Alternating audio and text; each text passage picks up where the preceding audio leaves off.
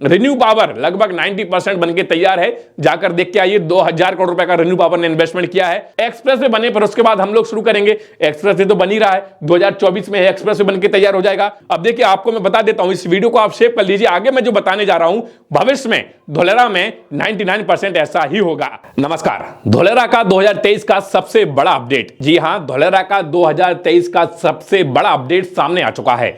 वह अपडेट जिसका इंतजार हर एक इन्वेस्टर कर रहा था, वह अपडेट जिसका इंतजार धोलेरा से कोई भी व्यक्ति किसी भी रूप में जुड़ा हुआ है उसको इस अपडेट का इंतजार जरूर था। उसको लग रहा था कि अगर यह अपडेट सामने आ गया तो धोलेरा की पॉजिटिविटी और ज्यादा बढ़ जाएगी, और वह दिन खत्म हो चुका है। वह अपडेट सामने आ चुका है। क्या है वह अपडेट, पहले जान लीजिए। देखिए, जैसा कि आप लोगों को पता है कि धोलेरा के अंदर गवर्नमेंट जो है प्राइवेट कंपनी के साथ टाई अप कर धोलेरा के अंदर एक्टिवेशन जोन में TP2 ईस्ट में जो है कमर्शियल, रेसिडेंशियल और हाई राइज बिल्डिंग बनाने का प्रपोजल लेकर आई थी, जिसका ऑक्शन उनको करना था अक्टूबर में, लेकिन कई कारणों की वजह से अक्टूबर को जो है पोस्टपोन करके नवंबर कर दिया गया था, और 30 नवंबर को यानी कि कल उसका ऑक्शन होना था, और उसका ऑक्शन सक्सेसफुली हो चुका है। और यह पहला रियल एस्टेट का ऑक्शन था। अब देखिए, आपको बता दूं कि इसमें 41,000 स्क्वायर मीटर लैंड, एक बड़ा लैंड होता है, 41,000 स्क्वायर मीटर लैंड को डेवलप किया जाएगा, जो कि TP2 ईस्ट के एक्टिवेशन जोन में होगा।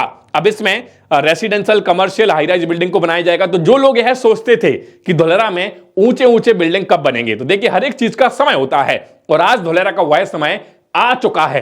अब प्राइवेट कंपनीज ने टाइप किया है, तो अब इसमें गवर्नमेंट ने कुछ रूल्स और रेगुलेशंस भी अपडेट किए हैं कि भाई आपको पर्टिकुलर लिमिट समय में जो है आपका डेवलपमेंट करना पड़ेगा। तो कुल मिलाकर विद इन 1-2 ईयर आपको धोलेरा के अंदर अब ऊंचे ऊंचे buildings, commercial buildings, residential building देखने को मिल जाएंगे, और ये धोलेरा की काफी ज्यादा बड़ी पॉजिटिविटी होगी। अब देखिए आपको मैं बता देता हूं, इस वीडियो को आप शेयर कर लीजिए। आगे मैं जो बताने जा रहा हूं भविष्य में धोलेरा में 99% ऐसा ही होगा। अब देखिए, अब प्राइवेट कंपनीज को ऑक्शन मिला, कंपनी अपना काम शुरू करेंगी।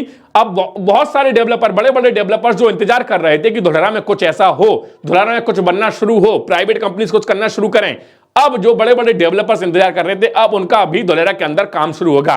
देखिए मैं आपको बता दूं कि जो भी बड़े बड़े डेवलपर्स हैं उन लोगों ने कहीं ना कहीं पहले ही अपनी जमीन धोलेरा के अंदर लेके रखी है, लेकिन उन्होंने डिस्क्लोज नहीं किया है। लेकिन वो इंतजार कर रहे थे एक अपॉर्चुनिटी का कि कोई भी कंपनी आए, पहले अपना काम शुरू करे, उसके बाद हम लोग शुरू करेंगे। एक्सप्रेस वे बने पर उसके बाद हम लोग शुरू करेंगे। एक्सप्रेस वे तो बन ही रहा है, 2024 में एक्सप्रेस वे बनके तैयार हो जाएगा। एक बार फिर से बोल दूं कि एक्सप्रेस वे जब बनेगा तो एक और बड़ा बूम आपको धोलेरा के अंदर देखने को मिलेगा, क्योंकि एक्सप्रेस वे कोई छोटा मोटा एक्सप्रेस वे नहीं है, डेडिकेटेड एक्सप्रेस वे है, और एक्सप्रेस वे बनने के बाद और भी बहुत सारी कंपनियां धोलेरा में आएंगी।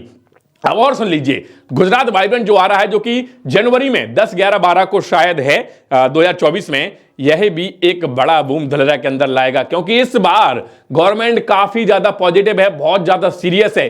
खुद चीफ मिनिस्टर साहब, जिस समय मैं इस वीडियो को बना रहा हूं, इस समय गुजरात के CM साहब जापान में बिजनेसमैन के साथ, इन्वेस्टर्स के साथ मीटिंग कर रहे हैं। उनको गुजरात वाइब्रेंट का इन्विटेशन देने के लिए वहां पर गए हुए हैं। आपने देखा होगा कि जापान में पिछले दिनों, लगभग कि 1-2 हफ्ते पहले, जापान के 70 बिजनेसमैन आए हुए थे और उन्होंने धोलेरा विजिट किया था। तो जापान से भी हमें बहुत कुछ अब मिलने वाला है धोलेरा को लेकर। आपको यह भी पता होगा कि जुलाई में एक ऑक्शन हुआ था होटल को लेकर।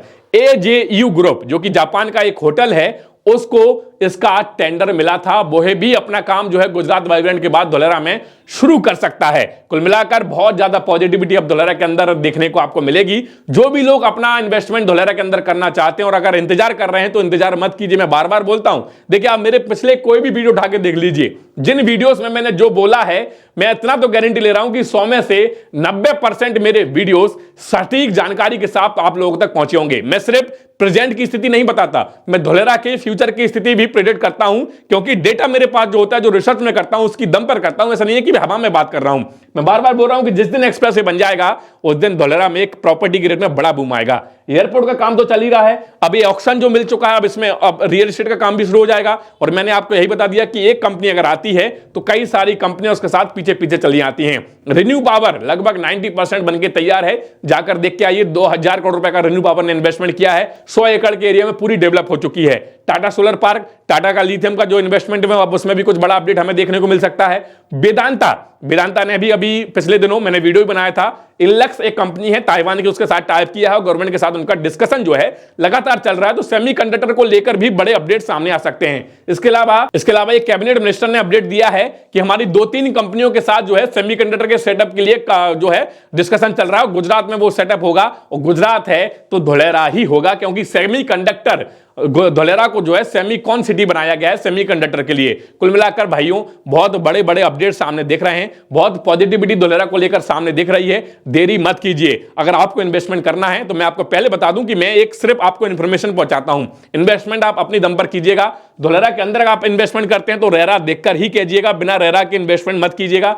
रेरा देख के ही अगर आप इन्वेस्टमेंट करेंगे तभी आपका एक सेफ और बेस्ट इन्वेस्टमेंट होगा। लोकेशन में बार बार आपको बताता हूं कि अगर आप TB2 में इन्वेस्टमेंट करते हैं, TB2 में कोई प्लॉट देते हैं, TB2 ईस्ट में, तो वो जो लोकेशन है वो अंडर डेवलपमेंट वाली लोकेशन है, यहीं पर एक्टिवेशन जोन है, यहीं पर सारा काम चल रहा है। तो TB2 में ईस्ट में अगर आप इन्वेस्टमेंट करेंगे, जहां पर देख लीजिए TB2 ईस्ट के अंदर क्या क्या है। ये येलो जो देख रहे हैं आप रेसिडेंशियल जोन है, ये जो आप देख रहे हैं ये व्हाइट कलर का लाइन जो एक्सप्रेस वे है, तो 500 मीटर की दूरी पर एक्सप्रेस वे है। ये आपका सेंट्रल स्पाइन है, ये आप जो देख रहे हैं IT जोन है, ये सिटी सेंटर है, ये पब्लिक फैसिलिटी जोन है, ये स्पोर्ट और रिक्रिएशन जोन है, यहीं पर मेट्रो आएगी। कुल मिलाकर TB2 ईस्ट में अगर आप रेसिडेंशियल में इन्वेस्टमेंट करते हैं, धुलेरा विलेज में इन्वेस्टमेंट करते हैं, तो आपको बहुत सारी पॉजिटिविटी, बहुत सारी आसपास चीजें जो देखने को मिलेंगी, उसकी वजह से आपके प्रॉपर्टी के रेट बहुत तेजी से ग्रो करेंगे। और रेरा जो है वो बहुत इंपॉर्टेंट होता है और इस लोकेशन में आपको रेरा भी मिलेगा। आप चाहें तो तुरंत अपना रजिस्ट्री का प्रोसेस भी कर सकते हैं। कई लोग मुझसे बोलते हैं कि सर हमने फलाने व्यक्ति से बात की, वो बोल रहा है कि धुलेरा के अंदर अभी कोई प्रॉपर्टी नहीं मिल रही, धुलेरा के अंदर अभी रजिस्ट्री नहीं हो रही है।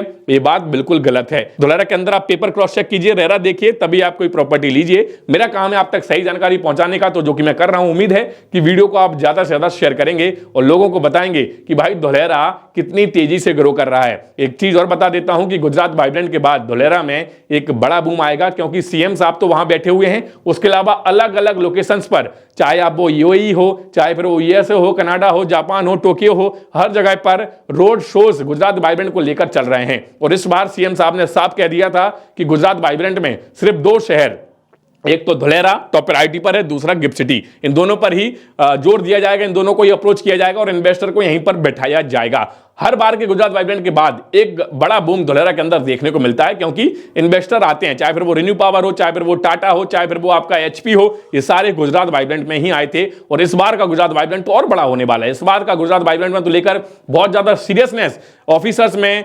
आपके मिनिस्टर्स में, आपके पॉलिटिशियंस में देखने को मिल रही है। तो वास्तविकता में धुलेरा में आने वाले समय में बहुत बड़े बदलाव हमें देखने को मिलेंगे। आपको कोई भी क्वेरी है, कोई डाउट है, कुछ आप पूछना चाहते हैं इसके अलावा, तो नीचे आ रहे नंबर पर आप मुझसे डायरेक्टली बात कर सकते हैं। चाहे फिर आप व्हाट्सएप पे बात कीजिए या तो कॉल पे बात कीजिए, मैं आपको सारी जानकारी on the call, on the WhatsApp दे दूंगा। चलिए, उम्मीद है कि वीडियो पसंद आया होगा। वीडियो पसंद आया तो लाइक कीजिए। अगर आप हमारे चैनल पर नए हैं तो चैनल को सब्सक्राइब करके जरूर जाइएगा, क्योंकि ऐसी जानकारी आपको सटीक रूप में और कहीं नहीं मिलेगी जो जानकारी मैं आपको देता हूं। उम्मीद है कि आप सब्सक्राइब जरूर करेंगे। चलिए, आज के इस वीडियो में इतना ही, मिलते हैं अगले वीडियो में। तब तक के लिए जय हिंद, जय भारत।